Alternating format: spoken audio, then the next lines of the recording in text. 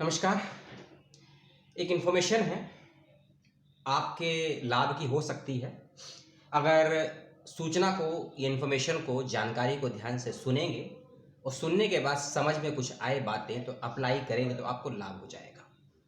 यदि आप पीएचडी के स्टूडेंट हैं, पीएचडी में एडमिशन हो चुका है 1 साल 2 साल 3 साल पहले, तो ये सूचना आपके काम की हो सकती है और 4-5 दिन का ही समय है आपके पास इस सूचना को अमल में लाने का। सूचना का संबंध है इंडियन काउंसिल, आगे आप जानते ही होंगे, सोशल साइंस रिसर्च ICSSR की तरफ से फेलोशिप के कुछ फॉर्म निकले हैं।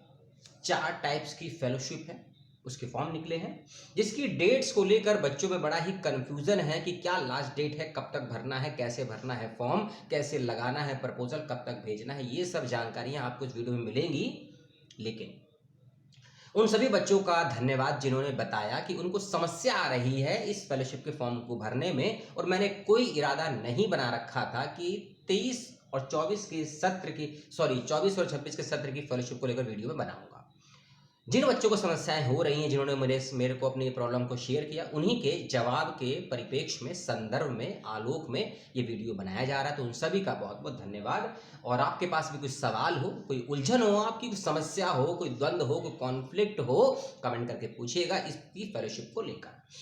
4 फेलोशिप है: national fellowship, senior fellowship, post doctorate fellowship और डॉक्टरल फेलोशिप।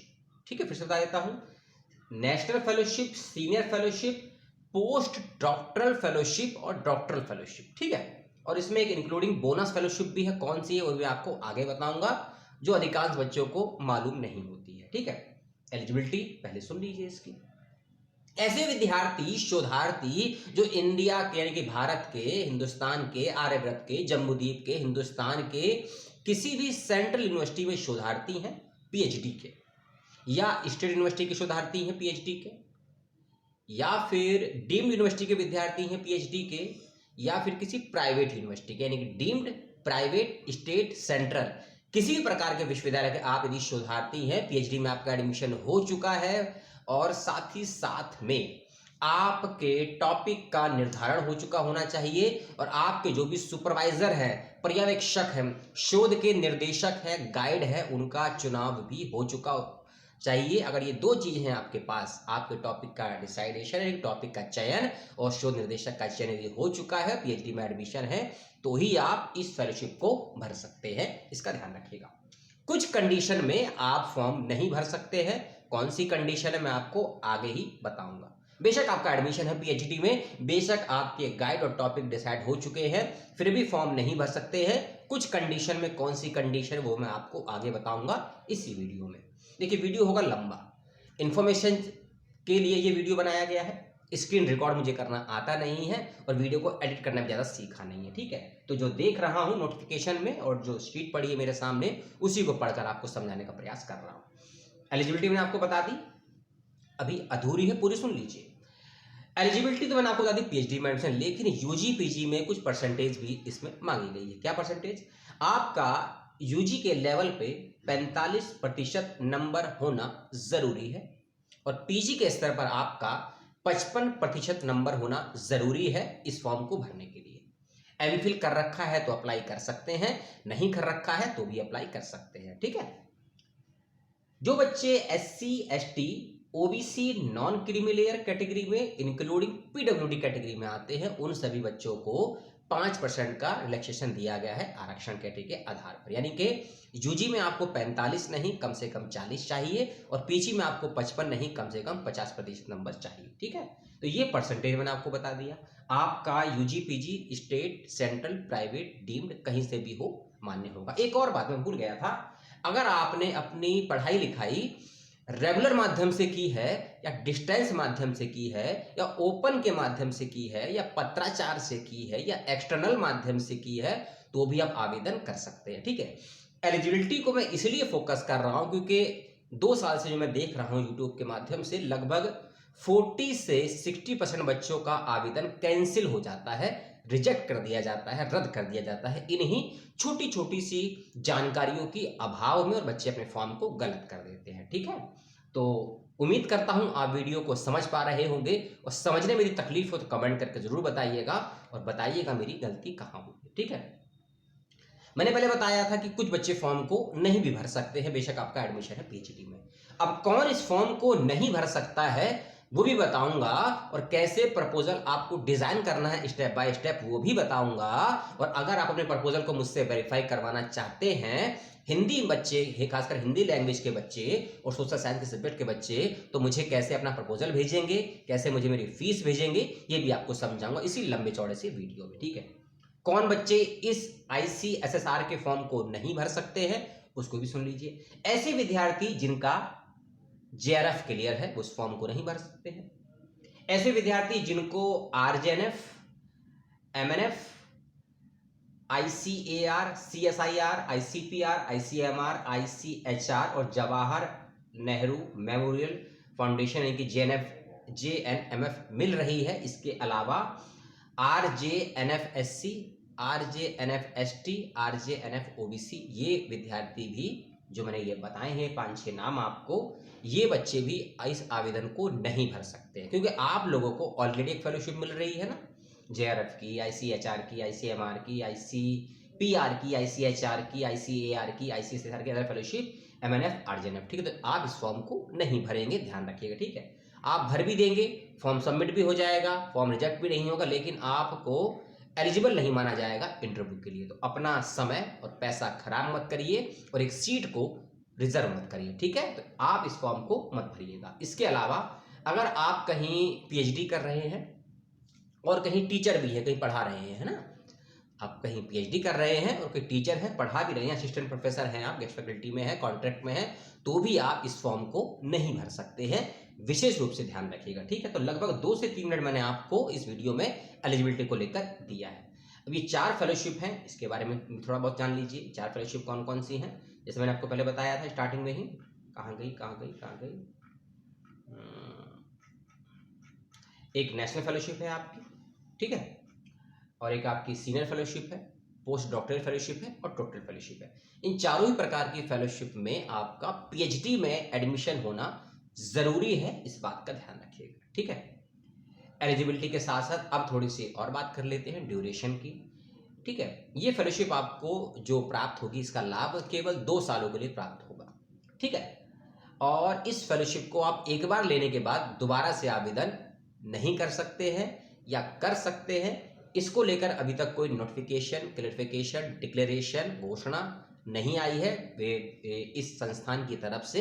तो मैं भी पता करता हूं ईमेल के माध्यम से, अभी पता करिए, सूचना मिलेंगी तो अगला वीडियो बना देंगे, ठीक है। कि दोबारा अप्लाई, कि अगर आप इस फेलोशिप का लाभ अपने PhD के प्रथम या दूसरे वर्ष में या दूसरे या तीसरे वर्ष में ले चुके हैं, तो क्या दोबारा आवेदन कर सकते हैं कि नहीं।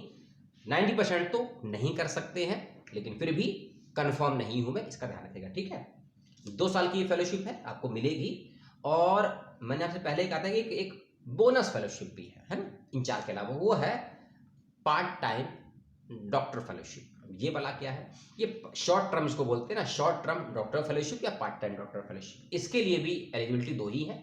PhD में आपका एडमिशन होना चाहिए, टॉपिक और गाइड का निर्धारण हो चुका होना चाहिए, और इस फेलोशिप का ड्यूरेशन है 6 महीने तक, 6 मंथ तक आपको इसका लाभ मिलेगा।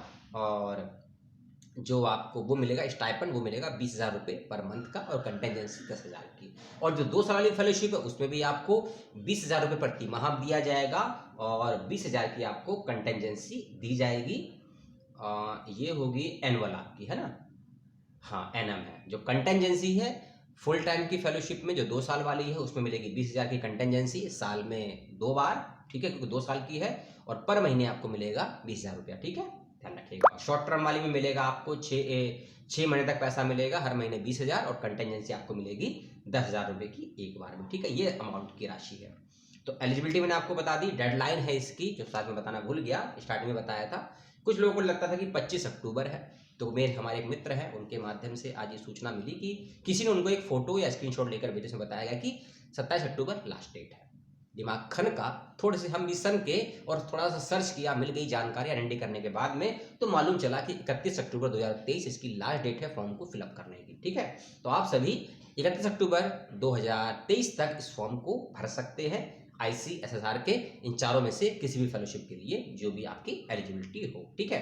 एक और बात, एक कैंडिडेट, एक आवेदनकर्ता, एक एप्लीकेंट, एक शोधार्थी एक से ज़्यादा फेलोशिप के लिए आवेदन नहीं कर सकता है। ऐसा मत करिएगा कि आप नेशनल फेलोशिप के लिए अप्लाई कर दें और डॉक्टर फेलोशिप के लिए अप्लाई कर दें, ठीक है। और पोस्ट डॉक्टर तो ये गलती मत करिएगा, आपके दोनों ही एप्लीकेशन फॉर्म रिजेक्ट हो जाएंगे और कोई दंडात्मक कार्यवाही यूजीसी की तरफ से भी आपके पास हो सकती है। और लास्ट ईयर तो हुई है बच्चों के ऊपर, ठीक है। अगला वीडियो जरूर देखिएगा कि किन किन टॉपिक्स को आधार बनाकर आपका चयन हो सकता है और कैसा आप टॉपिक रखेंगे, ताकि आपको हेल्प हो जाए प्रपोजल के समय अपने टॉपिक को अच्छे से फ्रेम करने का, ठीक है। आज की डेट में या कल की डेट में आपको वो वीडियो भी मिल जाएगा। थोड़ा समय का अभाव है और यूनिवर्सिटी का सीजन है, शादियों का सीजन है, बीमारियों का भी सीजन है और राजनीति तो अपने चरम पर है, तो समय निकाल के वीडियो बनाएंगे वो भी और आपको दे दिया जाएगा। अब क्या बात करें आपसे, हाँ थोड़ी सी फीस भी है इसकी। एक आपको वो लगेगा, क्या बोलते हैं, स्टैम्प पेपर लगेगा आपका, जो 100 रुपये की होता है। स्टैम्प पेपर 100 रुपये का होता है, 50 का होता है, 100 का, 1000 का। तो 100 रुपये की स्टैम्प पेपर आपको लगवाना है नोटरी का, उसमें डिक्लेरेशन होता है वो आपको लगाना है। और साथ में आपको स्टेटमेंट ऑफ अकाउंट यानी कि GFR फॉर्म नंबर 12A को फिलअप करके अटैच करना है उसके साथ में, और ये लगाना मैंडेटरी है, ठीक है।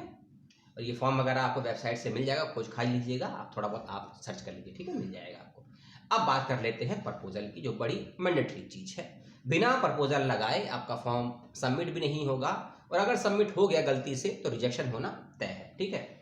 प्रपोजल के विषय में वीडियो कई है मेरे चैनल पर, लेकिन ICSSR की फेलोशिप को लेकर प्रपोजल थोड़ा विचित्र टाइप का होता है, क्योंकि पहली बात, आपका जो रिसर्च का टॉपिक है ना, PhD का, सेम वही टॉपिक या उसी टॉपिक में थोड़ा सा मॉडिफिकेशन, परिवर्तन के साथ ही न्यू टॉपिक ही स्वीकार होगा। बिल्कुल ही नया टॉपिक लेकर नहीं जा सकते हैं प्रपोजल के रूप में। ICSSR की, मान लीजिए आपका टॉपिक हिस्ट्री को लेकर है, तो आप उसे हिस्ट्री के टॉपिक में थोड़ा बहुत शब्दों का हेर फेर करके नया टॉपिक बना सकते, लेकिन पूरा टॉपिक चेंज नहीं कर सकते हैं, ठीक है।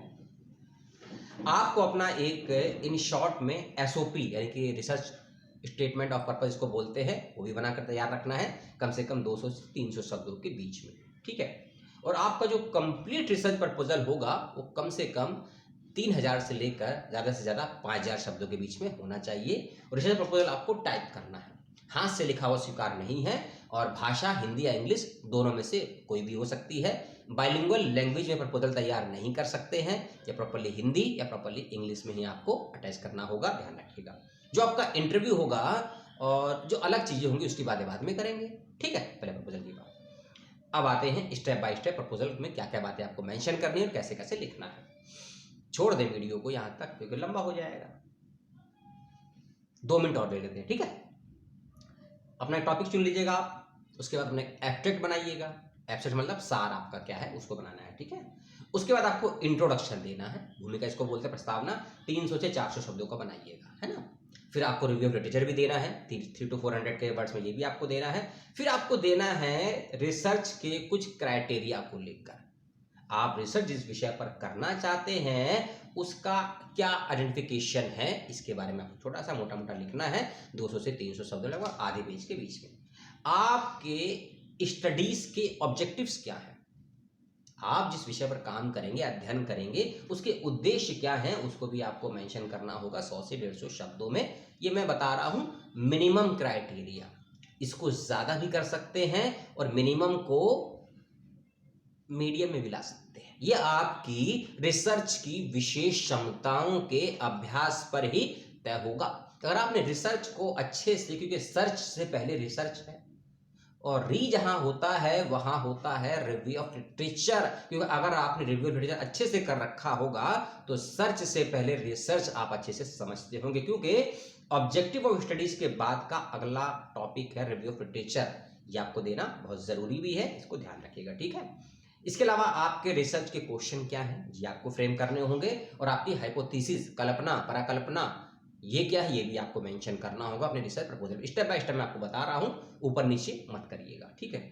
मैथोलॉजी क्या रहेगी आपके रिसर्च की, यानी कि इसे हम प्रविधि बोलते हैं, और क्या कुछ नया इनोवेटिव या इनोवेटिव या इन्वेंटिव काम करके दिखाएंगे अपने रिसर्च के माध्यम से ICSSR को अपने इस 2 साल के कार्य में, ये भी आपको बताना पड़ेगा, इसी प्रपोजल में इन शॉर्ट में मेंशन करना पड़ेगा, ठीक है। आप अपनी स्टडी के दौरान का स्टडी जो डेटा है ना, इसे बोलते हैं कि प्राथमिक सोर्स, द्वितीयक स्रोत ये बोलते हैं, प्राइमरी सेकेंडरी, कहाँ से कलेक्ट करेंगे, क्या कुछ हो सकता है, इसका एक संक्षिप्त में परिचयात्मक विवरण आपको देना है 100 से 150 शब्दों में, ठीक है। फिर आपकी क्या सीमा वगैरह रहेगी ये, और एक संभावित आपको चैप्टराइजेशन देना है, आपको अपना रेलेवेंस देना है, बिब्लियोग्राफी देनी है, और ये सब आपको फ्रेम करना है प्रपोजल में। ये कुछ एरिया था, प्रारूप था थोड़ा बहुत प्रपोजल के विषय में। ये सब आपको टाइप करना है हिंदी या इंग्लिश में, और जब फॉर्म भरेंगे इसको आपको स्कैन करके अटैच करना है। एक बात और, पीडीएफ कॉपी में कन्वर्ट करके ही अटैच करिएगा, वर्ड फॉर्म में या नोटपैड के फॉर्म में या पेंट के फॉर्म में या फोटो खींचकर अपलोड मत करिएगा, रिजेक्ट हो जाएगा फॉर्म। अपना टाइप करिएगा या करवाइएगा अच्छे से फिर, और ज़्यादा कुछ डिज़ाइन करने की, फूल पत्तियाँ बनाने की मत करिएगा कोशिश, ज़्यादा कलरफुल मत बनाइएगा, ठीक है। अगर आपका क्या बोलते हैं क्वांटिटिव रिसर्च पे काम है, क्वांटिटिव काम है, आपका क्वालिटिव नहीं है, तो डेटा का, टेबल्स का, फिगर्स का, ग्राफ का यूज़ कर सकते हैं, और मैंडेटरी भी है, केस स्टडी का भी कर सकते हैं, रिपोर्ट्स का भी कर सकते हैं। अगर आपका काम मात्रात्मक क्वांटिटिव है, क्वालिटिव या गुणात्मक है तो इससे बचिएगा, और चित्रकारी से ज़्यादा बचिएगा। जो फ्रंट पेज बनाते हैं उससे बचिएगा, सिंपल सादा फ्रंट पेज बनाइएगा, ज़्यादा कलरफुल डिज़ाइनिंग, अपनी कलाकारी दिखाने की ज़रूरत नहीं। जब फाइन आर्ट्स का कोई एग्जाम भविष्य में दे, कोई कॉम्पिटेटिव एग्जाम हो, अपनी कला का प्रदर्शन करिएगा, छोटा सा फॉर्म है उसको भरना है, ध्यान रखिएगा, ठीक है। तो ये थी सारी जानकारी, कैसी लगी बताइएगा, सवाल सुझाव कमेंट बॉक्स में दीजिएगा, मेरे लिए कोई शिकायत हो उसका भी दर्ज करिएगा। जय हिंद, दुआ सलाम।